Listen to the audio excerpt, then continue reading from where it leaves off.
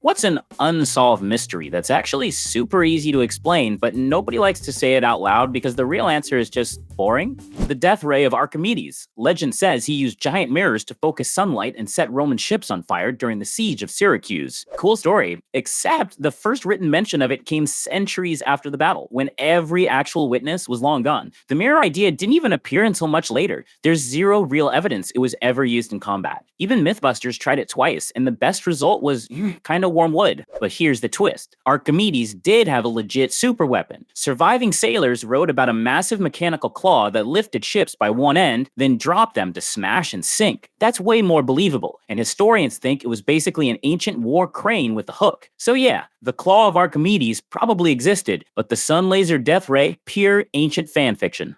Princess Diana's death. Truly a tragic accident. Yet some people are convinced she was killed on purpose because she was allegedly pregnant. Her ex-husband himself told reporters she was careful with contraception. Plus, the driver was proven drunk. Even if Charles was a bad husband, Diana was still the mother of his children, one of whom is the future King of England. He would gain nothing from her death. He already survived the Camilla divorce scandal going public. Why make things worse?